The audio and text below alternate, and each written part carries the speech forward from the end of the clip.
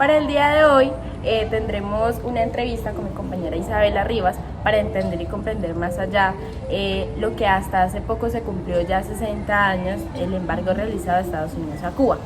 Para eso, Isabela, cuéntame realmente cómo sucedió este embargo, en qué consistió. Bueno, primeramente cabe resaltar que este embargo inicia con un embargo de armas de Estados Unidos hacia Cuba. Sin embargo, con el pasar del tiempo, esto se fue extendiendo y se volvió en un embargo comercial. Ok, es por eso que me surge una pregunta que para muchos también podría surgirle. ¿Realmente más allá de este embargo en específico, un país puede embargar a otro? Bueno, muchas gracias por tu pregunta. Hasta ahora no existe una regulación que reglamente que si un país puede embargar a otro o no.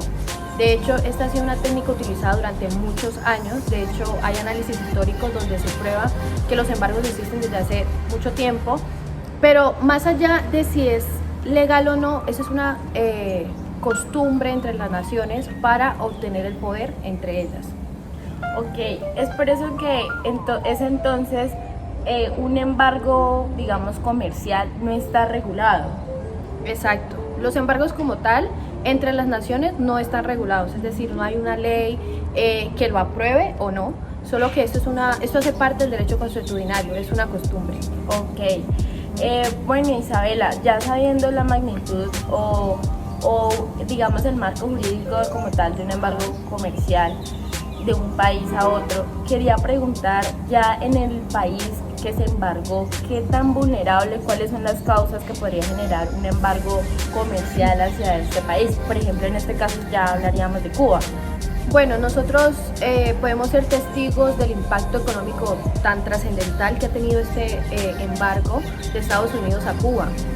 Para nadie es un secreto que la isla está sumida en una recesión muy grande, ya que este embargo le ha impedido comercializar con otras naciones.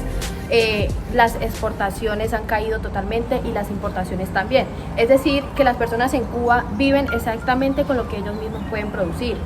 Entonces no existe relaciones económicas con otras naciones. De hecho, parte de este embargo o algo establecido en el embargo de Estados Unidos a Cuba es que hay una ley supranacional que sanciona a terceros países que se interesen en comercializar con Cuba. Entonces podemos notar que hay un impacto económico muy grave hacia la isla. O sea, ni importar ni exportar, no. Es un bloqueo comercial. Sí, no puede tener actividades económicas con ninguna otra nación. Wow, qué gran magnitud tiene un bloqueo y una acción como esta que generalizó Estados Unidos a Cuba. Muchas gracias, Isabel.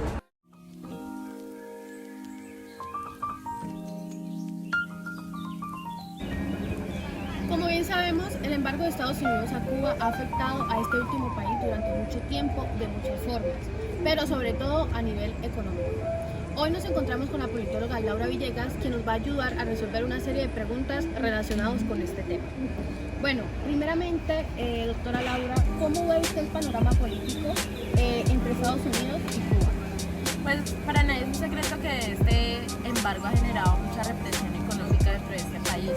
Hablando, digamos, políticamente, este país ha generado un sistema casi que socialista, ¿no? Entonces hace que su economía sea entre ellos mismos y no sea a grandes rasgos, o sea, sus otros países no exportan, no importan, entonces genera pues en la sociedad una represión realmente. Entonces políticamente me atrevería a decir que no está de la mejor manera, casi que una dictadura dentro de este mismo país gracias a estas decisiones, entonces no es de la mejor manera. Teniendo en cuenta eso que usted acaba de decir, ¿considera usted que existe un mecanismo político que ayude a levantar este embargo?